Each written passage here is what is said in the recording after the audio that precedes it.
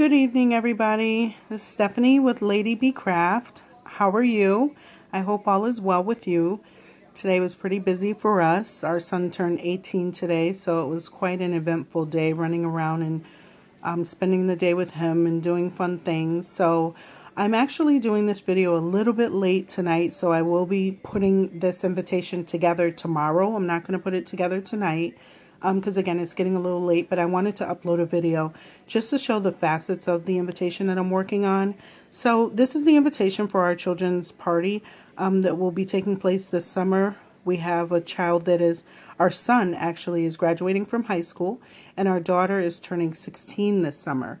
So, excuse me, instead of doing two separate bashes that we then have to turn around and invite people to, again, the same group of people, we figure why not do a dual themed milestone celebration for them, because it's really a big time in their life. So everything will be dual themed. It's really going to be cool. Everything from the cake down to the invitation. So with the invitation, this has been such a frustrating process. And by that, I say that because the creative juices for the invitation were just flowing way too much. I would get a spark of inspiration from any and everything, and then I'd do a prototype. I'd be in love with it, and then the next day I'd be like, I really don't want to go that way. Let me try something different. And so one night I was kind of laying in bed, and I had a spark of inspiration from what I don't know. But I thought to myself, why can't I do the princess of sort with the graduate and make that the basis of the invitation? And so I kind of started to sit there and think about, okay, well, how could I do that in the invitation? So what I'm going to do is I'll take you through the facets of the invitation, from the simplest part of it to the more intricate pieces. And I'm pretty sure everything will not be captured in this video. So please like, subscribe, comment. Let me know if you are very interested in how I did the more intricate pieces that I will talk about. Please let me know you want to see that, and I'll upload. I probably will upload a video for it anyway at a later date. But let me know what you think. So I'll start at the bottom with the belly bands. So we have the belly bands here. And those, what I did was I selected a box in the software right here. Okay. And I stretched that box out. I made it 12 by 12 inches because I knew I'd be working with a 12 by 12 sheet of paper. So I wanted to see how many belly bands I could get out of that 12 by 12 sheet. And as you can see from the grouping here, I have 7 belly bands that cut from a 12 by 12 sheet of paper. And I measured them at 1.5 inches across by 11 inches long. So 1.5 across by 11 inches long. At Michael's, they had a great sale, and I actually wait for the sale. They had these wonderful sheets of sparkly cardstock. It's not the really heavy cardstock. It's actually very lightweight. It bends. It's very flexible. It's very nice. The glitter does not rub off and get all over your hands and all over your paper. It's really, really quality paper. It's very nice. It's made by Recollections. They come a single sheet to a pack, and that one single sheet is typically $1.99. However, Michael's usually runs it on sale 10 for 10, and maybe like every other week. They probably rotate the weeks that they do this. But anyway, you can get a sheet for $1 and you'll get 7 belly bands. If you're doing an invitation, a wedding invitation, a party invitation, this gives your invitation a really nice flair, and they have every color that you can think of, and it just creates such a special effect for your invitation. So anyway, these are 1.5 inches across by 11 inches wide. So I'll start by saying, even all of these elements on the side of the panel, you really could do these items without a Silhouette or any other cutting machine, because even the belly bands, you can get a 12 by 12 sheet of paper and measure these out and simply cut them yourself. I showed a Fiskars cutter in one of my previous videos. They also have Martha Stewart cutters. They have Recollection cutters, various cutters that you can get in the local craft store. Actually, you can get in Joann Fabric as well. When I got one of my, I think the Fiskars that I have came from Joann's and it was on sale. So certainly you can do some of these things. The wording you can do in a Word document and then cut them apart later if you wanted to do it that way. So certainly this can be done without having a big machine or any type of software. A simple Word document and a cutting machine will certainly go a long way with regards to this particular type of invitation. Over the summer, we renewed our vows, my husband and I, for our 18th year. And I did a pocket invitation, which are very expensive normally for one pocket invitation, and they're really hard to find. I wanted one very badly, and so I searched and searched, and I can't remember who I saw on YouTube playing with one, but I watched that YouTube video multiple times. I did my measurements, and I scaled them and cut them and taped them and put them all together myself, and they really came out phenomenal. I kept those invitations, and I will do an upload video because there might be someone else out there who wants to do a pocket enclosure invitation and doesn't know where to start, like myself. And certainly I will upload that video once I get it done, and hopefully it'll be helpful for you. But anyway, I digress. So back to the invitations and such. So here I have the nameplate and the nameplate base. These will lie right on top of the belly band. You might see these in other invitations that you will look online, especially wedding invitations. And a lot of times the nameplate will have a monogram of the bride and groom, or it'll say you're invited, whatever the case may be. Mine say you're cordially invited, and these will lie right on top of the base. And all you will see once they do, you'll see just a slight black border all the way around. And I certainly can put all my measurements in as well if you're looking to do something like this. I have the RSVP cards with the RSVP card base. And my RSVP just lists my telephone number and my email for people to RSVP for this particular type of party. Normally, I would send out an RSVP card with a stamped envelope. However, I'm not going to do that this time. And again, I do have all my measurements. Here we have the gift idea card and the gift idea card base. Same thing. You will lie this right on top, tape it down, and you're going to just see a pretty slight black border. What you see here is just a cover to the invitation, and the belly band would go right across this cover, and it would go all the way around to the back of the invitation, the belly band would, and then you would lie one of the nameplate on top of the base, and then it would go right on top of the belly band. It was really, really pretty. And again, I'll be putting this together tomorrow. So if you're interested, like this video, come back tomorrow evening maybe. I'll be doing it tomorrow afternoon, so I'll upload the video and put that all together. So you'll actually get to see what one of the invitations looks like completed, and it'll all make sense at that point. So if I go in a little bit closer, and actually this is the invitation itself, and these are all, I started with a square from the software, and I colored them white. Then I did my font, all my writing, and then bam, I was ready to go.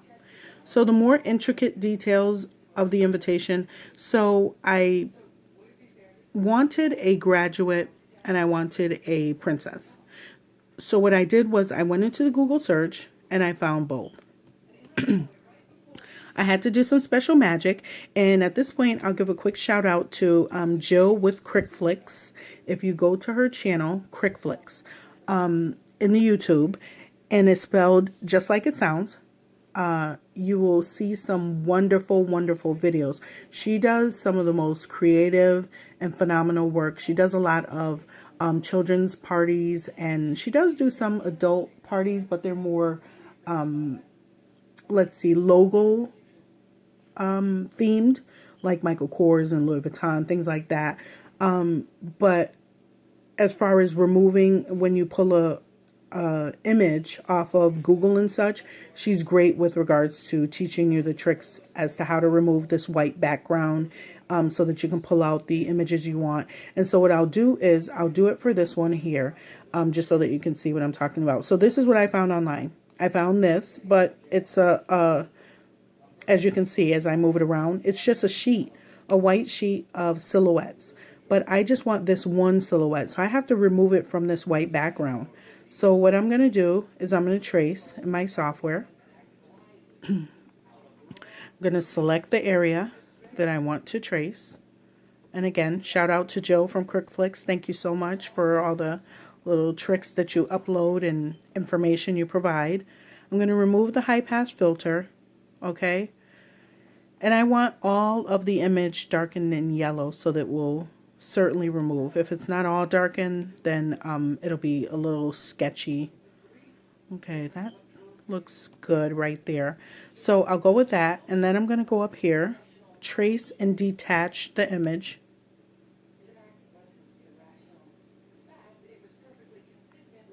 Okay, that's working. Perfect. So, as you can see, bye-bye to the white image. We can delete that. And now, if I select him, this image, it's separate. I can move it. All of the rest of these will be deleted. After I'm done, I'll do that. I'm working a little one-handed this evening. My daughter is not available. And then I made the image as big as I wanted it. And here you go. Voila. Now for these two images here, I had to, as you can see, the dress came by itself. But I wanted the top of the body with the dress. Okay, so I had to splice this dress away. First, I had to remove it from this white background. I had to remove the image just as I did the graduate. And then once I removed it and I had just the young lady, I had to splice this dress off, take it away, and then add this body to the dress and group them together. Okay, and that's how I came up with the image that you see here. Okay, in which I'm going to zoom in just a little bit so we can take a closer look. Okay, and that's how I got the image of the female. So coloring them was a different story. I actually had to go through some splicing and putting back together and all that extra just to get the coloring that I wanted, because the coloring of the party and so on and so forth. So I made her dress pink and black, and I of course colored them to match my children's skin color and so on. I got the silhouettes here by doing an offset. So once I got the young lady all put together, I did an offset, a black offset, and that created a black silhouette of the entire image. And the same thing with the graduate. Then I took those black silhouettes and I added them. I attached them to the box that was created as a base to the invitation. So I grouped the silhouettes of both images to that box. And so now once I go to make the invitation, what I will do is one of these young ladies will be glued on top of this black silhouette just for effect. And one of the graduates will be glued on top of this black silhouette. They will fold in onto the box. And so when you open it, it will kind of be as though they are inviting you into the invitation. So anyway, like I said, that was a really, involved explanation. And I know it's better to see things done and to, get a feel for things. But I certainly didn't want to make this video too long, and it would be long if I went through all the specifics of doing some of these things. But I wanted to kind of give you a gist of how to do it with regards to the invitation and the RSVP card and the nameplate. Again, I do have all of the measurements, and I will note those. And the belly band, I already talked about that. The belly band was 1.5 by 11. The nameplate insert, I'll just go through it really quickly and you can replay the video to get all the measurements if you wanted to replicate something like this. So the nameplate, I did that. The nameplate insert, I did that at a 2.5 long by 3 wide. And then the base, I did at a 2 5/8 long and at 3 1/8 wide. Then for the RSVP card, I did that at a 3 inches wide by 3.75 long. And the base I did at a 3.25 wide by 4 long. The gift idea card insert is 3.75, I'm sorry, wide and 4.75 long. The base to that is 4 wide by 5 long. The cover is a 5 by 7, and the invitation 5 by 7. And the box here in the middle, the base, is a 5.5 by 7.5. I wanted a really nice border on that one. And then these images were sized down to kind of, for visual effect. I kind of visually made them small enough to attach to the box and look presentable. So again, those are all the measurements. I didn't want to make the video way too long, but I wanted to capture some of the information. And again, don't forget, if you do not have a Silhouette machine, you can certainly use a Word document. Type up how you want your invitation to appear. In the Word document, those of you who are familiar with how to use Word, you can also scale those down to size as well. You might have to print a number of sheets of paper, however it can be done. And then you can, all the bases, you don't even need Word. You can just simply cut those with a Fiskars cutter, Martha Stewart cutter, Recollections, or any other cutter that you pick up in your local craft store or fabric store like Joann's. Just so you'll know the types of paper that I'm using. My bases were cut out of a simple black cardstock, not a heavy duty hard weight cardstock, but a lightweight, a nice light kind of middleweight cardstock. And the one that I prefer to use is the Recollections brand from Michaels. And again, they do some really great sales on the Recollections brand. That whole entire package that I just showed you comes in 50 sheets for $2. So, I mean, you can imagine. And each one of these here, we have 2, 4, 6, 8 of the nameplates, and that's per one sheet of paper. So 8 out of one sheet. So you can imagine, if you start to do the math, how much money you can save if you do your invitations yourself. And we have 4 gift idea sheets here. I have 6 RSVP cards, and those are pretty big where you can put them in an envelope even still.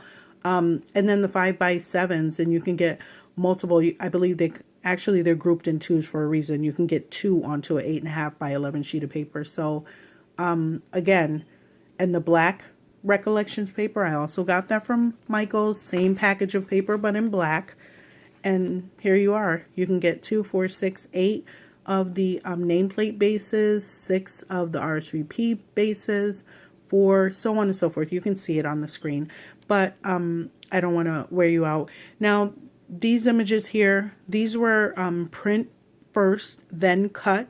So they were printed onto a white sheet and then cut out by the machine. Same thing with the graduates here, but this whole piece here was not print first, so I didn't use any ink. This was all cut, and I got 1 out of an 8.5 by 11 sheet of paper, 1 full invitation base. So 50, I got 50 of these out of 1 package of paper.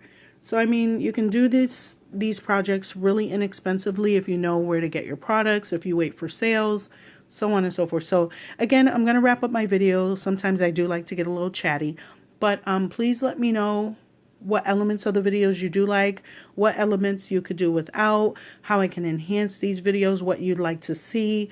If there's a project you'd like me to work on, if there's something you've been thinking about doing and you really don't know where to start.